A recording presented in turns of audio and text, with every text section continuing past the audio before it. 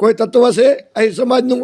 રહ્યા મોદી મોદી ભાજપ ભાજપ કરીને હાલી નીકળ્યા છો આહિર સમાજ. જ્યારે આપણે અહીંયા વાંઢિયામાં કિસાન આહિરની બેન દીકરી ઉપર અત્યાચાર થયો હતો, પછી લોડાઈમાં જવાહરનગરમાં ઢેડીને આપણી બેન દીકરીને પોલીસ લઈ જતા હતા, ત્યારે માયાભાઈ ક્યાંય ગયા હતા? એક શબ્દ નથી બોલ્યા. આજે ભાજપના એજન્ટ છે એ રહી. ત્યારે આજે તમે અત્યારે માયાને કર્યો તો કર્યા ભોગવો. માયાને પહેલાં બયાન દેવું ત્યારે વિચારવું જોઈએ ને બયાન દીધા પહેલાં, બરાબર. આજે ભાજપના હાથા બની અને વાહ કરો છો. તે આજે શું ભાજપમાં તમારું સ્વાભિમાન છે આહિર સમાજનું? માયાભાઈ આહિર ત્યારે કેમ ન બોલ્યા જ્યારે આહિર સમાજની દીકરીઓને લોડાઈ અને વાંઢિયામાં પોલીસ ઢસડીને લઈ જતી હતી? ભાજપના એજન્ટ છે માયાભાઈ. પ્રવીણ રામ જેલમાં છે તો આહિર સમાજ ક્યાં છે? આવા શબ્દો સાથે આહિર સમાજના એક વડીલનો આ વિડીયો હાલ ભારે વાયરલ બની રહ્યો છે, જેના પરથી લાગી રહ્યું છે કે આહિર સમાજનો એક હિસ્સો છે જે માયાભાઈ આહિરના સમર્થનમાં નથી. આવો વિગતે વાત કરીએ. બગદાણાની બબાલ બાદ આહિર સમાજ માયાભાઈની વારે આવે તે પહેલાં જ આહિર સમાજના એક વડીલે સમાજને કેવી ખરી ખોટી સંભળાવી છે તેના વિશે. છો સોમાન, નાણાં વગરનો નાથિયો નાણે નાથાલાલ. આ કહેવત સમાજમાં પડી કેમ કે સમાજના લોકોની માનસિકતા કંઈક એવી છે. નાનો માણસ ગમે એટલો સાચો, સારો અને પ્રામાણિક હોય તો પણ સમાજ તેના કરતાં વધુ સન્માન પૈસાદાર અને વગદાર માણસને જ આપતો હોય છે, અને એટલે જ આ આબરૂ કરતાં રૂપિયાનું મહત્ત્વ સમાજમાં વધતું જોવા મળે છે. હાલ માયાભાઈ આહિર તેમના પુત્ર જયરાજ આહિર પર હુમલો કરાવવાના આરોપની ઘટના બાદ વિવાદમાં આવ્યા છે. કોળી સમાજના સાંસદથી લઈ ધારાસભ્યોથી લઈ નેતાઓ, ચાહે કોંગ્રેસના હોય કે ભાજપના હોય, બધા એક થયા છે અને પોલીસની આકરી કાર્યવાહી કરી સત્ય સામે લાવી ન્યાય માટેની માગણી કરી રહ્યા છે. ત્યારે એવું માનવામાં આવે છે કે મુદ્દો સામાજિક રંગ લઈ રહ્યો હોય. માયાભાઈ આહિર અને તેમના પુત્રની વારે આહિર સમાજ આવશે અને બેઠક કરી કંઈક નક્કી કરશે. પરંતુ આ ચર્ચા સામે આવતા જ સાંતલપુરથી હમીરભાઈ આહિરનો એક વિડીયો સામે આવ્યો છે, જેમાં તેમણે આહિર સમાજને આકરી ભાષામાં સંદેશ આપ્યો છે. એ જુઓ શું બોલ્યા છે. જય જવાન, જય કિસાન, જય લખધણી. મારે મારા આહિર સમાજને જણાવવાનું કે હીરા સોલંકીને જીતાડવાવાળા કોણ?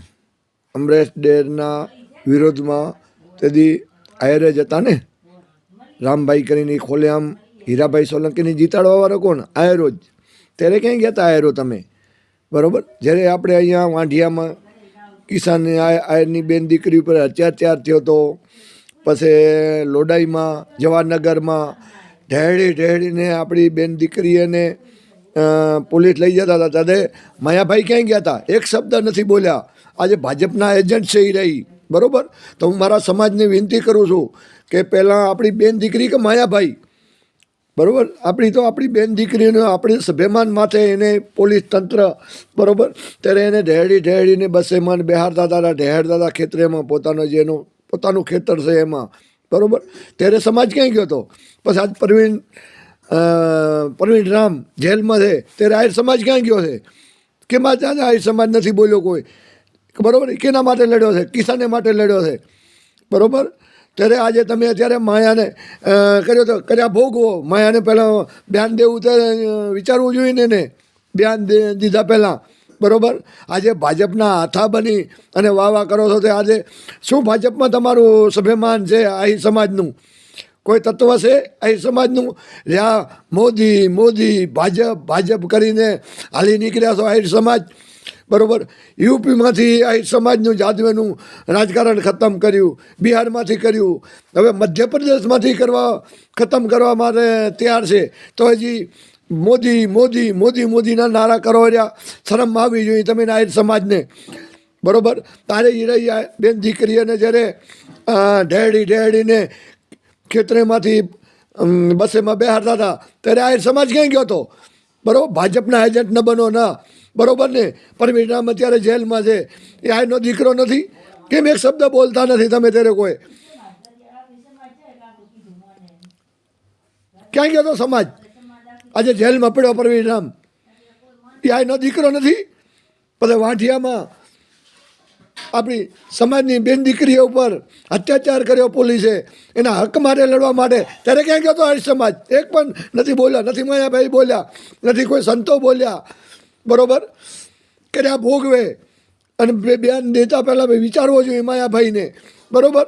અને આજે ભાજપના હાથા બનો છો, ભાજપના એજન્ટ બનો છો, કર્યા ભોગવો. બરાબર. આમાં હું સમાજને નમ્ર અપીલ કરું છું કે કોઈ સમાજ આમાં આગળ ના આવતો તો આવો, તો પરવીનરામમાં આવો. જ્યારે આપણા ખેડૂત માટે અત્યાચાર થયો છે એના માટે આવો. જય જવાન, જય કિસાન, જય અલગ ધણી, રાધે રાધે બધેને. આમ હવે આ વિડીયો વાયુ વેગે આહિર સમાજમાં પ્રસરી રહ્યો છે અને અનેક લોકો વિચારી રહ્યા છે વડીલની વાતમાં દમ તો છે. કેમ આહિર સમાજને કચ્છના ખેડૂતો આંદોલન કરતા હતા ત્યારે પોલીસનું દમન ન દેખાયું અને ત્યાં ન ગયા કે પછી પ્રવીણરામ જેલમાં ગયા છે તો ત્યાં પણ ન ગયા અને માયાભાઈ માટે સમાજ એક થવાની ચર્ચા કરે છે.